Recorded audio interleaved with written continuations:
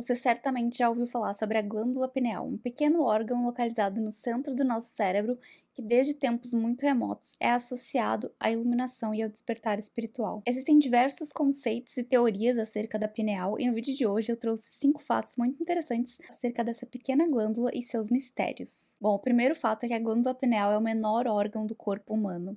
Ela fica localizada exatamente no centro geométrico do cérebro e tem aproximadamente o tamanho de um grão de arroz. O segundo fato é que a nossa glândula pineal regula o ciclo circadiano. Uma das principais funções dessa glândula é produzir melatonina e serotonina, que tem relação com o nosso ciclo circadiano. A serotonina é produzida durante o dia, então conforme o sol nasce e a gente vai tendo a percepção de luz, a glândula pineal passa a secretar a serotonina e ela nos desperta. Então é esse neurotransmissor que vai indicar para o seu corpo que é dia, que é a hora de levantar. Já a melatonina é o neurotransmissor secretado durante a noite. Então conforme o sol se põe e a luz vai diminuindo, a melatonina passa a ser secretada pela glândula pineal e ela reduz a sua frequência de ondas cerebrais e te deixa mais sonolento, preparando seu corpo para dormir. Então a serotonina faz você ficar desperto e interessado no seu ambiente externo. Já a melatonina te desacelera e faz você ficar mais interessado no ambiente interno. Normalmente, a produção de melatonina é mais alta entre a 1 e as 4 horas da manhã. E é interessante notar também que se os seus níveis de cortisol, que é o hormônio do estresse, estiverem elevados, os seus níveis de melatonina vão diminuir. Então, quanto maior o nível de cortisol, menor o nível de melatonina.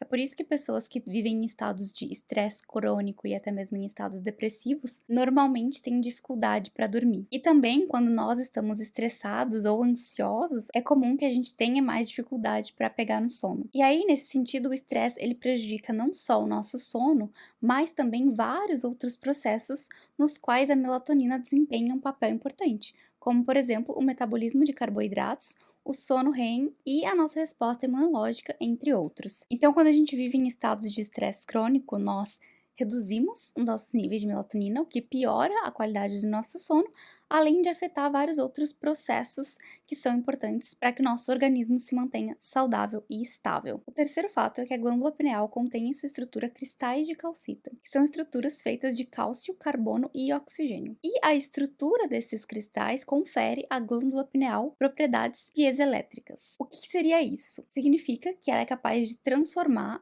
estresse mecânico, pressão, em corrente elétrica e vice-versa. Então, ela é capaz de gerar uma corrente elétrica em resposta a estresse mecânico. E quando a gente tem uma corrente elétrica, a gente tem um campo eletromagnético, ou seja, ela é capaz de gerar um campo eletromagnético. E muitas das técnicas que existem para estimular essa glândula se baseiam nessa propriedade. Inclusive, no livro Como se Tornar Sobrenatural, o Dr. Joe Dispenza ensina uma técnica de respiração e contração dos músculos ao longo dos centros de energia, né, de baixo para cima, que tem esse objetivo de gerar uma pressão na glândula pineal, fazendo com que o líquido espinhal, né, o líquido cefalorraquidiano, seja pressionado para subir coluna acima até entrar no cérebro com uma certa pressão. Quando você faz isso várias vezes, é como se você fizesse a sua glândula pulsar, emitindo um sinal eletromagnético que, segundo ele, pode captar informações em frequências mais elevadas e também desencadear em experiências místicas. O quarto fato é que a glândula pineal é um transdutor neuroendócrino. O que é um transdutor? Um transdutor é algo que capta uma informação em um sinal, em uma forma específica, e traduz para outra forma. Então, por exemplo, o seu rádio tem um transdutor que capta as ondas de rádio e traduz ela na programação que você ouve na rádio, nas músicas que você ouve, enfim. A sua televisão, da mesma forma, ela tem um transdutor que capta as ondas de TV e traduz essas ondas em imagens que você pode ver na sua televisão. Então isso reforça mais ainda a ideia de que essa glândula é como uma antena que, quando devidamente estimulada, pode captar informações de frequências mais elevadas e traduzir de uma forma que a gente consiga compreender. Bom, o quinto e último fato é que, além da melatonina, a glândula pineal, em algumas circunstâncias especiais, ela pode produzir outros metabólitos da melatonina, ou seja, algumas substâncias derivadas da melatonina. Isso acontece quando quando ela é ativada, digamos assim, por frequências mais elevadas. Bom, esses metabólitos são a 5-metoxitriptamina, que é encontrada em mamíferos em época de hibernação. E ela faz com que eles tenham seu metabolismo reduzido, com que eles percam interesse na atividade sexual, além de aumentar muito a capacidade de recuperação do corpo durante o sono. Outro metabólito é a N2N dimetil 5-metoxitriptamina, que é um alucinógeno, uma das substâncias mais alucinógenas conhecidas pela humanidade. E ela também pode produzir benzodiazepina, que é uma substância muito utilizada na fabricação de antidepressivos e remédios para ansiedade em geral, que tem a capacidade de anestesiar a nossa mente analítica e linear. Outro metabólito interessante que ela também pode produzir é uma molécula fosforescente bioluminescente, que aumenta os níveis de energia do cérebro, além de realçar as imagens que as pessoas percebem internamente, como por exemplo quando a gente sonha ou quando a gente tem experiências místicas. E também aquelas experiências de quase morte, onde as pessoas normalmente relatam que elas veem tudo com uma intensidade de cores muito grandes, e até mesmo elas relatam que elas veem cores que aqui elas nunca tinham visto, que elas nunca tinham percebido nesse mundo. Além desses, outros metabólitos que ela pode produzir envolvem uma classe de antioxidantes chamados pinolinas, que tem diversos benefícios para o nosso corpo, como prevenir o envelhecimento. Eles são anti-câncer, antineurodegenerativos, anti-inflamatórios e antimicrobianos. Ou seja, grandes místicos, quando eles se iluminam e eles alcançam frequências elevadas de consciência, eles têm uma mudança enorme nas suas consciências e nas suas percepções do mundo, e essa mudança reflete na fisiologia cerebral deles, com essa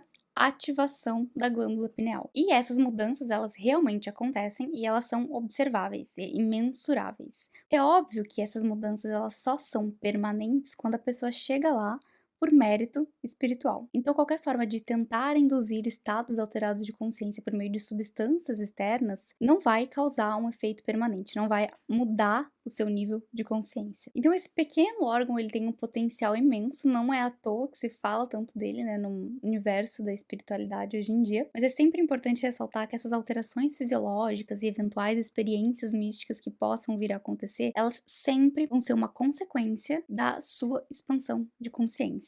E elas sempre vão ser compatíveis com o seu nível de consciência, exceto em alguns casos raros, onde algumas pessoas conseguem, por um breve momento, dar um salto muito grande. Mas como a discrepância é grande, elas não conseguem se manter lá e elas acabam voltando. Apesar de que elas voltam tendo a memória de como é estar em níveis mais elevados. Então, expandir a sua consciência e se desenvolver espiritualmente é o principal trabalho. O resto, essas ativações, essas mudanças, elas são uma consequência de um estado elevado de consciência, não o contrário. Eu falo isso porque, por exemplo, o trabalho do Joe Dispenza envolve você utilizar o corpo, né, uma técnica de respiração, de contração muscular, para você tentar fazer um efeito ali. Com certeza tem muitas pessoas que seguiram a técnica e que tiveram experiências muito incríveis, mas nem todo mundo vai ter o mesmo resultado, porque cada pessoa vai ter uma experiência compatível com o seu nível de consciência. Você só vai acessar aquilo que o seu nível de consciência permite acessar. E eu penso que o mesmo vale em relação ao uso de psicodélicos. Nem todas as pessoas vão ter uma experiência magnífica utilizando isso. Cada pessoa vai ter uma experiência e essa experiência vai ser compatível com o seu nível de consciência. Então, no fim das contas, a única forma real de você abrir o terceiro olho, de você ganhar essa consciência maior e você desencadear esses fenômenos no seu corpo, é você expandir a sua consciência, é você chegar lá por mérito espiritual, se tornar uma pessoa cada vez mais consciente, uma pessoa cada vez mais amorosa e principalmente que tem humildade para percorrer esse caminho, porque no caminho do desenvolvimento espiritual, sem humildade, a gente não chega em lugar nenhum. Não busquem atalhos no mundo material para esse desenvolvimento. O trabalho, ele é interno. Bom, espero que vocês tenham gostado de conhecer esses fatos. Comentem aqui embaixo o que vocês pensam em relação a isso e nós nos vemos em breve no meu próximo vídeo. Tchau!